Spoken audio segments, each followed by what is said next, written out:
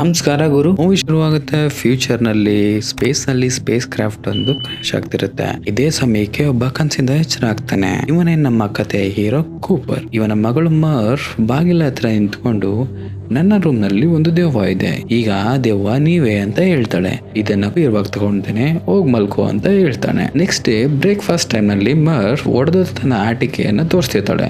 ಅದಕ್ಕೆ ಅವರ ಅಣ್ಣ ಟಾಮ್, ಇದು ನಿನ್ನ ರೂಮ್ ನಲ್ಲಿರೋ ಆ ದೆವ್ವನೇ ಮಾಡ್ತಿರೋದು ಅಂತ ತಮಾಷೆ ಮಾಡ್ತಾನೆ. ಇದಕ್ಕೆ ಕೂಪರ್, ಈ ತರ ನಾನ್ ಸೈಂಟಿಫಿಕ್ ವಿಷಯಗಳ ಬಗ್ಗೆ ತಲೆ ಕೆಡಿಸ್ಕೋಬಾರ್ದು. ಒಂದು ವೇಳೆ ನಿನಗೆ ಅದ್ರಲ್ಲಿ ಅಷ್ಟೊಂದು ಇಂಟ್ರೆಸ್ಟ್ ಇದ್ರೆ ದೆವ್ವ ಭೂತ ಎಂದು ಎದುರೋದನ್ನ ಬಿಟ್ಟು ನಿನ್ನ ರೂಮ್ ನಲ್ಲಿ ನಡೆಯುವ ಅನ್ಯೂಶುವಲ್ ವಿಷಯಗಳನ್ನ ಅಬ್ಸರ್ವ್ ಮಾಡು, ಸೈಂಟಿಫಿಕ್ ಫ್ಯಾಕ್ಟ್ಸ್ ಕಲೆಕ್ಟ್ ಮಾಡು ಅಂತ ಹೇಳ್ತಾನೆ. ಬ್ರೇಕ್ಫಾಸ್ಟ್ ಮುಗಿಸ್ಕೊಂಡು ಹೊರಗಡೆ ಹೋಗ್ತಿರುವಂತ ಕೂಪರ್ಗೆ ಡೊನಾಲ್ಡ್ ಹೇಳ್ತಾನೆ. ಈ ಡೊನಾಲ್ಡ್ ಯಾರು? ಕೂಪರ್ ಅವರ ಅಪ್ಪ. ಸ್ಕೂಲ್ ನಲ್ಲಿ ಪೇರೆಂಟ್ ಟೀಚರ್ಸ್ ಮೀಟಿಂಗ್ ಇದೆ, ಮೀಟಿಂಗ್ ಗೆ ಅಪ್ಪನ್ನ ಕರೆದಿದ್ದಾರೆ, ಆದ್ರೆ ತಾತನ್ನಲ್ಲ ಅಂತ ಹೇಳಿ ಕಿಂಡಲ್ ಮಾಡ್ತಾನೆ.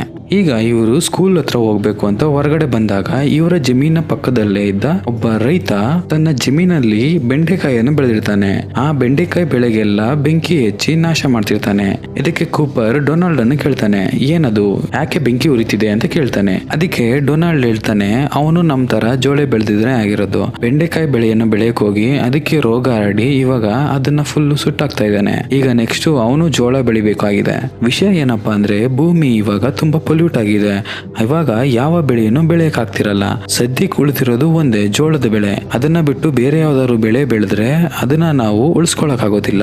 ಕೂಪರ್, ಟಾಮ್ ಮತ್ತೆ ಮರ್ಫ್ 3 ಜನ ಕಾರ್ ನಲ್ಲಿ ಕುತ್ಕೊಂಡು ಸ್ಕೂಲ್ ಕಡೆಗೆ ಹೋಗ್ತಾ ಇರ್ತಾರೆ. ಸಡನ್ ಆಗಿ ಅವರ ಕಾರ್ ಟೈರ್ ಪಂಚರ್ ಆಗುತ್ತೆ. ಇದನ್ನ ರಿಪೇರಿ ಮಾಡಕ್ಕೆ ಟಾಮ್ಗೆ ಹೇಳಿ ಕೂಪರ್ ಮತ್ತೆ ಮರ್ಫ್ ಒಂದು ಕಡೆ ಮಾತಾಡ್ಕೊಂಡು ನಿಂತಿರ್ತಾರೆ. ಅದೇ ಟೈಮ್ಗೆ ಇಂಡಿಯನ್ ಏರ್ ಫೋರ್ಸ್ ಇಂದ ಡ್ರೋನ್ ಒಂದು ಅವರ ತಲೆ ಮೇಲೆ ಹೋಗುತ್ತೆ. ಇದನ್ನು ನೋಡಿದ ಕೂಪರ್ ಪಂಚರ್ ಆಗಿರೋ ಗಾಡಿನೇ ಓಡಿಸ್ಕೊಂಡು ಆ ಡ್ರೋನ್ ನ ಫಾಲೋ ಮಾಡ್ಕೊಂಡು ಹೋಗ್ತಾನೆ. ಟಾಮ್ ಕೈಯಲ್ಲಿ ಕಾರ್ ನ ಕೊಟ್ಟು ಇವನು ಆ ಡ್ರೋನ್ ನ ಹ್ಯಾಕ್ ಮಾಡಿ ಫೈನಲ್ ಗೆ ಇವನ್ ಕಂಟ್ರೋಲ್ ತಗೊಂತಾನೆ. ಈ ಡ್ರೋನ್ ಗಳು ಡೆಲ್ಲಿ ಸರ್ವೆಲೆನ್ಸ್ ಅವರು ಬೆಳೆಗಳ ಅಧ್ಯಯನಕ್ಕೆ ಅಂತ ಈ ಡ್ರೋನ್ ಗಳನ್ನ ಬಿಟ್ಟಿದ್ರು. 10 ವರ್ಷದಿಂದನೇ ಇವೆಲ್ಲ ಔಟ್ ಆಫ್ ಕಂಟ್ರೋಲ್ ಆಗಿ ಇವಾಗ ಅವೆಲ್ಲ ಸೋಲಾರ್ ಪವರ್ ಇಂದ ಹಾರಾಡ್ತಿವೆ. ಈ ಡ್ರೋನ್ ನಲ್ಲಿರುವ ಸೋಲಾರ್ ಸೆಲ್ಸ್ ನ ಎತ್ಕೊಂಡ್ರೆ ಇವರ ಕೃಷಿ ಭೂಮಿಗೆ ಪೂರ್ತಿ ಕರೆಂಟ್ ಸಿಗುತ್ತೆ ಅನ್ನೋದು ಕೂಪರ್ ನ ಇಂಟೆನ್ಷನ್. ಆ ಡ್ರೋನ್ ಐಟಮ್ಸ್ ನೆಲ್ಲ ಎತ್ಕೊಂಡು ಕೂಪರ್, ಮರ್ಫ್, ಟಾಮ್ ಸ್ಕೂಲ್ ಹತ್ರ ಬರ್ತಾರೆ. ಸ್ಕೂಲ್ ಹತ್ರ ಬಂದು ಟೀಚರ್ಸ್ ನ ಮೀಟ್ ಮಾಡ್ತಾನೆ. ಟೀಚರ್ ಹೇಳ್ತಾರೆ, ಟಾಮ್ ಮಾರ್ಕ್ಸ್ ಇವಾಗ ಕಡಿಮೆ ಬಂದಿದೆ, ಟಾಮ್ ರೈತ ಆಗಕ್ಕೆ ರೆಡಿ ಇದ್ದಾನೆ. ನಮ್ಮ ಕಾಲೇಜ್ ನಲ್ಲಿ ರಿಸೋರ್ಸ್ ಕಡಿಮೆ ಇರೋದ್ರಿಂದ ಜಾಸ್ತಿ ಸ್ಟೂಡೆಂಟ್ಸ್ ನಾವು ಸೇರಿಸ್ಕೊಳ್ಳಕ್ ಆಗೋದಿಲ್ಲ.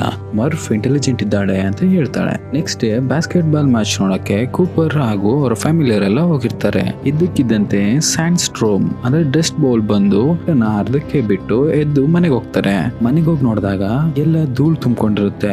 ಸಡನ್ ಆಗಿ ನೆನಪಾಗಿ ಮರ್ಫ್ ರೂಮ್ ವಿಂಡೋ ಕ್ಲೋಸ್ ಆಗಿರಲ್ಲ. ಕ್ಲೋಸ್ ಮಾಡೋಣ ಅಂತ ಮರ್ಫ್ ಮತ್ತು ಕೂಪರ್ ಅಲ್ಲಿಗೆ ಹೊರಡ್ತಾರೆ. ಮರ್ಫ್ ರೂಮ್ ನಲ್ಲಿ ಒಂದು ಬುಕ್ ಶೆಲ್ಫ್ ಇರುತ್ತೆ. ಆ ಬುಕ್ ಶೆಲ್ಫ್ ಇಂದ ಬುಕ್ಸ್ ಗಳು ಆಗಾಗ ಕೆಳಗ್ ಬಿಡುತ್ತೆ. ಇದನ್ನೇ ಅವಳು ದೆವ್ವ ಅಂತ ಎದುರ್ಕೊಂಡಿರ್ತಾಳೆ. ಈಗ ಧೂಳ್ ಬಂದಿರೋ ಕಾರಣಕ್ಕೆ ಆ ಶೆಲ್ಫ್ ಕೆಳಗಡೆ ಆ ಧೂಳೆಲ್ಲ ಒಂದು ಪ್ಯಾಟರ್ನ್ ರೀತಿ ಧೂಳು ಕೆಳಗಡೆ ಬೀಳ್ತಾ ಇರುತ್ತೆ. ಇದನ್ನು ನೋಡಿದ ಕೂಪರ್ ಆ ವಿಷಯನ ಗಂಭೀರವಾಗಿ ತಗೊಂಡು ಅದ್ರ ಬಗ್ಗೆ ರಾತ್ರಿ ಎಲ್ಲ ಅಧ್ಯಯನ ಮಾಡ್ತಾನೆ. ಅಧ್ಯಯನ ಮಾಡಿದಾಗ ಕೂಪರ್ಗೆ ಗೊತ್ತಾಗುತ್ತೆ, ಇದು ದೆವ್ವ ಭೂತದ ಕೆಲಸವಾಗಿರದೆ ಇದೊಂದು ಬೈನರಿ ಕೋಡ್ 0 ಮತ್ತು 1 ಅಂತ ಗೊತ್ತಾಗುತ್ತೆ. Small line indicates 0, big line indicates 1 ಅಂತ. ಇದನ್ನ ಸೈಂಟಿಫಿಕ್ ಟರ್ಮ್ ಅಲ್ಲಿ ಗ್ರಾವಿಟೇಷನಲ್ ಅನಾಟಮಿ ಅಂತ ಕರೀತಾರೆ. ಸಿನಿಮಾದಲ್ಲಿ ಇಲ್ಲಿ ಸ್ಪ್ರಿಂಗ್ ಥಿಯರಿ ಯೂಸ್ ಮಾಡಿದ್ದಾರೆ. ಅಂದ್ರೆ ಇವಾಗ ನಾವು 3rd ಡೈಮೆನ್ಷನ್ ಅಲ್ಲಿ ಇದ್ದೀವಿ. 4th ಮತ್ತೆ 5th ಡೈಮೆನ್ಷನ್ ಅಲ್ಲಿ ಇರುವಂತ ಜನರು ಅಥವಾ ಇರುವಂತವರು ಗ್ರಾವಿಟಿ ಮತ್ತೆ ಟೈಮ್ ಮುಖಾಂತರ ನಮ್ಮನ್ನ ಕಮ್ಯುನಿಕೇಟ್ ಮಾಡಬಹುದು. ಈ ವಿಷಯ ಮೂವಿ ನೋಡ್ತಾ ನೋಡ್ತಾ ಮುಂದೆ ನಮಗೆ ಗೊತ್ತಾಗುತ್ತೆ. ಕೂಪರ್ ಡಿಕೋಡ್ ಮಾಡಿದಂತ ಅಲ್ಲಿಗೆ ಕೂಪರ್ ಮತ್ತೆ ಮರ್ಫ್ ಇಬ್ರು ಹೋಗ್ತಾರೆ.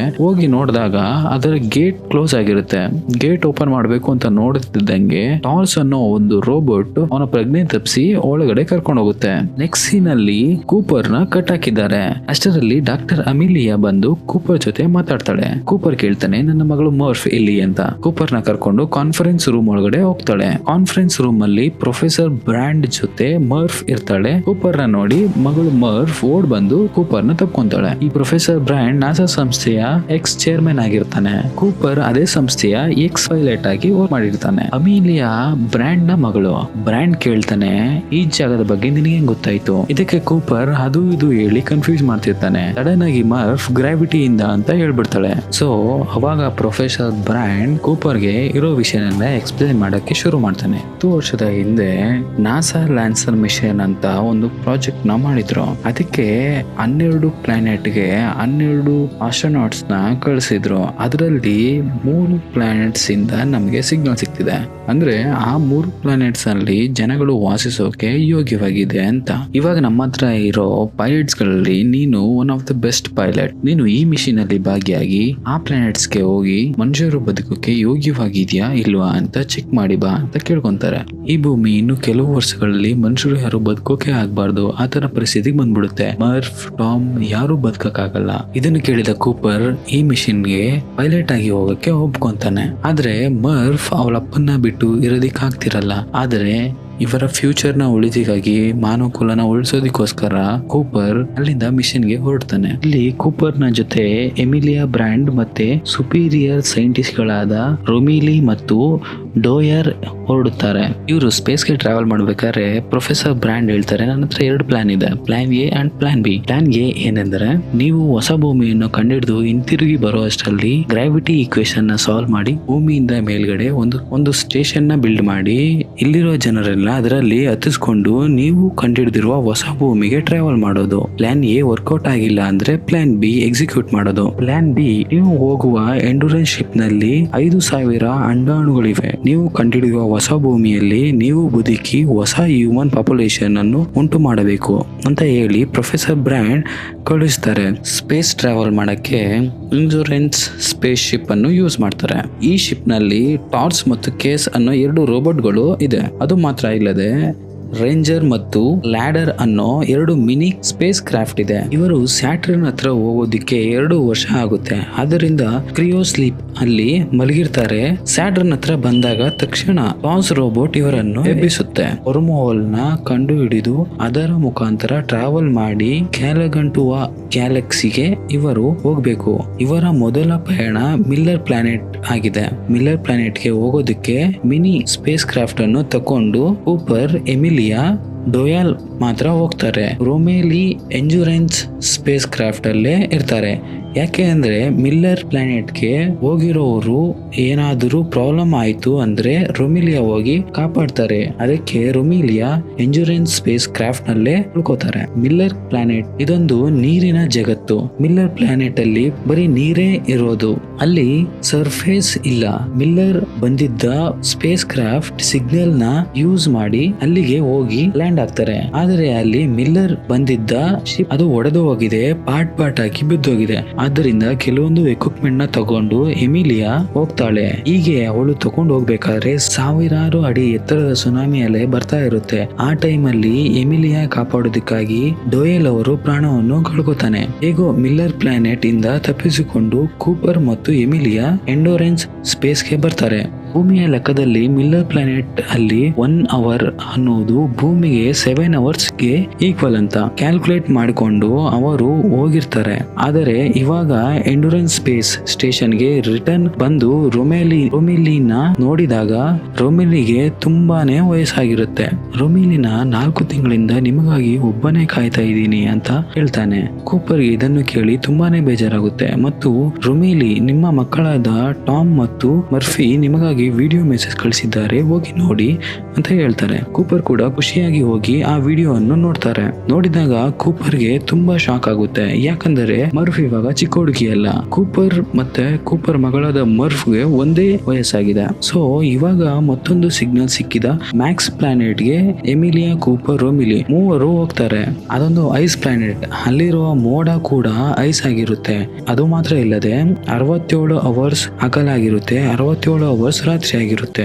ಸೊ ಭೂಮಿಯಲ್ಲಿ 1 ದಿನ ಅನ್ನೋದು ಆ ಐಸ್ ಪ್ಲಾನೆಟ್ ಅಲ್ಲಿ 5 ದಿನ. ಈ ಪ್ಲಾನೆಟ್ ನ ಕಂಡು ಹಿಡಿದು ಅಲ್ಲಿಗೆ ಬಂದಿರುವ ಡಾಕ್ಟರ್ ಮ್ಯಾನ್ ಅಲ್ಲೇ ಕ್ರಿಯೋ ಸ್ಲೀಪ್ ನಲ್ಲಿ ಮಲಗಿದ್ದಾರೆ. ಕ್ರಿಯೋ ಸ್ಲೀಪ್ ಅಲ್ಲಿ ಮಲಗಿರುವ ಡಾಕ್ಟರ್ ಮ್ಯಾನ್ ನ ಕೂಪರ್ ಎಬ್ಬಿಸ್ತಾರೆ. ಎದ್ದಿದ ತಕ್ಷಣ ಡಾಕ್ಟರ್ ಮ್ಯಾನ್ ಕೂಪರ್ ನ ತಬ್ಬಿಕೊಂಡು ಜೋರಾಗಿ ಹೇಳ್ತಾರೆ. ಡಾಕ್ಟರ್ ಮ್ಯಾನ್ ಈ ಪ್ಲಾನೆಟ್ ನ ಬಗ್ಗೆ ಕಲೆಕ್ಟ್ ಮಾಡಿರುವ ಡೀಟೇಲ್ಸ್ ಅನ್ನು ಕೂಪರ್ ಗೆ ಕೊಡ್ತಾರೆ. ಇವಾಗ ಕೂಪರ್ ಒಂದು ವಿಷಯ ಕಂಡು ಹಿಡಿತಾರೆ. ಅದು ಏನಂದ್ರೆ ಈ ಪ್ಲಾನೆಟ್ ನಲ್ಲಿ ಮನುಷ್ಯರು ಬದುಕೋಕೆ ಆಗಲ್ಲ, ಯಾಕಂದ್ರೆ ಇಲ್ಲಿ ಸರ್ಫೇಸ್ ಇಲ್ಲ. ಗೊತ್ತಾಗುತ್ತೆ. ಫೇಕ್ ಡಾಟಾವನ್ನು ಯೂಸ್ ಮಾಡಿಕೊಂಡು ಸಿಗ್ನಲ್ ನ ಕೊಟ್ಟು ಇವ್ರನ್ನ ಇಲ್ಲಿಗೆ ಬರ್ಮಾಡ್ಕೊಂಡಿದ್ದಾರೆ. ಅದು ಯಾಕೆ ಅಂದ್ರೆ ಭೂಮಿಯ ಲೆಕ್ಕದಲ್ಲಿ 35 ವರ್ಷಗಳಾದ ಡಾಕ್ಟರ್ ಮ್ಯಾನ್ ಈ ಐಸ್ ಪ್ಲಾನೆಟ್ ಅಲ್ಲಿ ಒಬ್ಬರೇ ಇದ್ದಿದ್ದಾರೆ ಮತ್ತು ಅವರು ಬಂದಿದ್ದ ಶಿಪ್ ರಿಪೇರಿ ಆಗಿದೆ.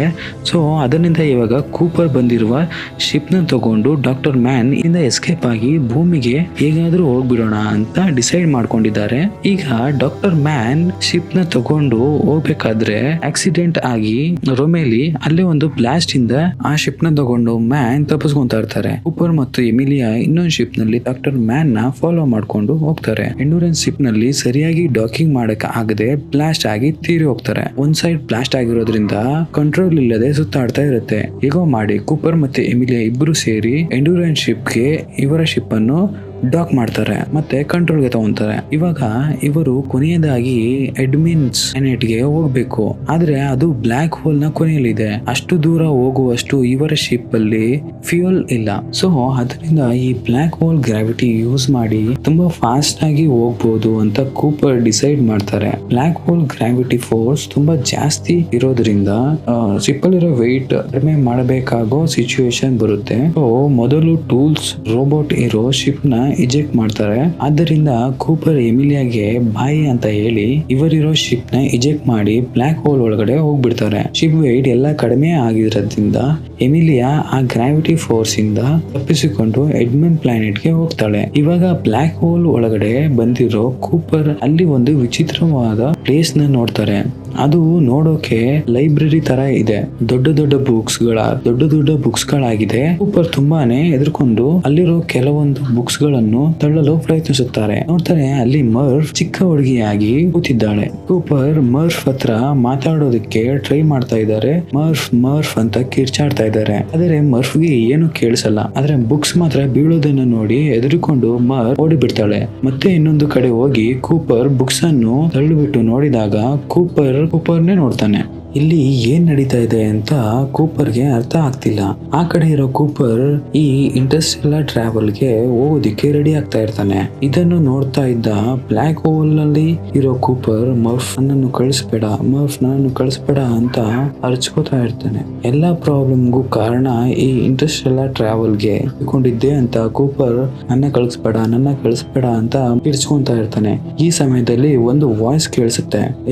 ಹೇ ಕೂಪರ್ ಅಂತ ಟಾಸ್ ರೋಬೋಟ್ ನಮ್ಮನ್ನ ಅವರು ಇಲ್ಲಿ ಕಳಿಸಿರೋದು ಫಾಸ್ಟ್ ನ ಚೇಂಜ್ ಮಾಡಕ್ ಆಗಲ್ಲ ಅಂತ ಟಾಸ್ ರೋಬೋಟ್ ಹೇಳುತ್ತೆ. ಅದಕ್ಕೆ ಕೂಪರ್ ಯಾರವರು ಅಂತ ಹೇಳ್ತಾರೆ. ಟಾಸ್ ರೋಬೋಟ್ ಅವರೇ ಫ್ಯೂಚರ್ ಪೀಪಲ್ ಅಂತ ಹೇಳುತ್ತೆ. ಆ ಫ್ಯೂಚರ್ ಪೀಪಲ್ ಟ್ರಾವೆಲ್ ಮಾಡಿ ಬಂದು ವರ್ಮೋಲ್ ಅನ್ನು ಕಂಡುಹಿಡಿದಿರೋದು ಅಂತ ಹೇಳುತ್ತೆ. ಇವಾಗ ಅವರು ನನಗೆ ಕ್ವಾಂಟಮ್ ಡಾಟಾ ಮತ್ತು ಗ್ರಾವಿಟಿ ಈಕ್ವೇಶನ್ ಸೊಲ್ಯೂಷನ್ ನ ಹೇಳ್ಕೊಟ್ಟಿದ್ದಾರೆ. ನಾನು ಅದನ್ನು ನಿನಗೆ ಹೇಳ್ಕೊಡ್ತೀನಿ. ನೀನು ಅದನ್ನು ಹೇಗಾದರೂ ನಿನ್ನ ಮಗಳಾದ ಮರ್ಫ್ಗೆ ತಿಳಿಸು ಅಂತ ಟಾಸ್ ರೋಬೋಟ್ ಹೇಳುತ್ತೆ. ವಿಷಯನ ಅರ್ಥ ಮಾಡ್ಕೊಂಡ ಕೂಪರ್ ಇಲ್ಲಿ ಎಲ್ಲಿ ನೋಡಿದ್ರು ಮರ್ಫ್ ರೂಮ್ಗಳ ಒಂದೊಂದು ಟೈಮ್ ನ ಸೇರಿದೆ.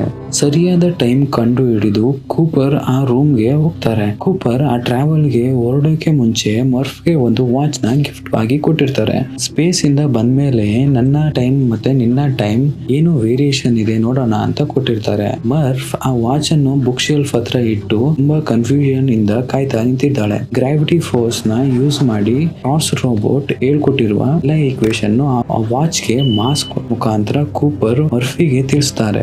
ಆ ವಾಚ್ ವಿಚಿತ್ರವಾಗಿ ಆಗ್ತಿದೆ. ಇದನ್ನು ಮಾಡ್ತಿರೋದು ಅವರಪ್ಪ ಕೂಪರ್ ಅಂತ ಮರ್ಫ್ಗೆ ಗೊತ್ತಾಗುತ್ತೆ. ಮರ್ಫ್ ಈ ಗ್ರಾವಿಟಿ ಈಕ್ವೇಶನ್ ಸಾಲ್ವ್ ಮಾಡೋಕ್ಕಾಗಿಲ್ಲ ಪ್ರೊಫೆಸರ್ ಬ್ರ್ಯಾಂಡ್ ಜೊತೆ ಸೇರಿ ಇಷ್ಟು ವರ್ಷಗಳು ಕಳೆದಿರ್ತಾಳೆ. ಕೊನೆಯದಾಗಿ ಪ್ರೊಫೆಸರ್ ಬ್ರ್ಯಾಂಡ್ ಸಾಯಬೇಕಾದರೆ ಈ ಗ್ರಾವಿಟಿ ಈಕ್ವೇಶನ್ ಕಂಡುಹಿಡಿಯಕ್ಕಾಗೋದಿಲ್ಲ ಅಂತ ಸಾಯ್ತಾರೆ. ಆದ್ರೆ ಈಗ ಮರ್ಫ್ ಈಕ್ವೇಶನ್ ನ ಸಾಲ್ವ್ ಮಾಡ್ಬಿಟ್ಟಿದ್ದಾಳೆ. ಈ ಈಕ್ವೇಶನ್ ಎಲ್ಲಾ ವಾಚ್ ಮುಖಾಂತರ ಮರ್ಫ್ಗೆ ಕೂಪರ್ ಕೊಟ್ಟಾದ್ಮೇಲೆ ಅವರಿರೋ 5th ಡೈಮೆನ್ಷನ್ ಆದ ಡೆಸರ್ಟ್ ಕ್ಲೋಸ್ ಆಗ್ತಾ ಇದೆ.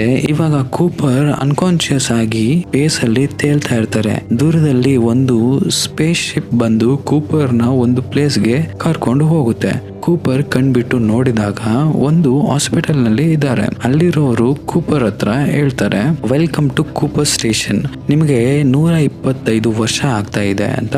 ಈ ಕೂಪರ್ ಸ್ಟೇಷನ್ ನಿಮ್ಮ ಮಗಳಾದ ಮರ್ಫ್ ಬಿಲ್ಡ್ ಮಾಡಿರೋದು. ಅದಕ್ಕೆ ಕೂಪರ್ ಸ್ಟೇಷನ್ ಅಂತ ನೇಮ್ ಇಟ್ಟಿದ್ದಾರೆ. ನೀವು ಹೇಗೋ ರಿಟರ್ನ್ ಬರ್ತೀರಾ ಅಂತ ಕ್ರಿಯರ್ ಸ್ಲೀಪ್ ನಲ್ಲಿ ಮಲಗಿದ್ದಾರೆ. ನೀವು ಬಂದ್ಮೇಲೆ ಎಬ್ಬಿಸ್ಬೇಕು ಅಂತ ಹೇಳಿದ್ದಾರೆ. ಇವಾಗ ಕೂಪರ್ ಮರ್ಫ್ ನನ್ನು ನೋಡಕ್ಕೆ ಹೋಗ್ತಾರೆ. ಅಲ್ಲಿ ಮರ್ಫ್ ಮೇಲೆ ಮಲಗಿದ್ದಾಳೆ. ನೋಡೋದಕ್ಕೆ ಕೂಪರ್ಗೆ ಅಜ್ಜಿ ತರ ಇದ್ದಾಳೆ. ಮರ್ಫ್ಗೆ ತುಂಬಾನೇ ವಯಸ್ಸಾಗಿದೆ. ಕೂಪರ್ ಮರ್ಫ್ ನ ನೋಡಿ ತುಂಬಾನೇ ಕಷ್ಟಪಡ್ತಾರೆ. ತುಂಬಾನೇ ಬೇಜಾರಾಗ್ತಾರೆ. ಯಾಕೆ ನೀನು ಕ್ರಿಯೋ ಸ್ಲೀಪ್ ನಲ್ಲಿ ಮಲಗಿದ್ದೆ, ಇಷ್ಟು ದಿನ ವೆಯ್ಟ್ ಮಾಡ್ತಿದೀಯಾ ಅಂತ ಕೂಪರ್ ಕೇಳ್ತಾರೆ. ಅದಕ್ಕೆ ಮರ್ಫ್, ನನ್ನ ತಂದೆ ಖಂಡಿತ ನನ್ನ ನೋಡೋದಿಕ್ಕೆ ಬರ್ತೀನಿ ಅಂತ ಹೇಳಿದ್ರು ಅಂತ ಆ ವಾಚ್ ನ ತೋರಿಸ್ತಾಳೆ.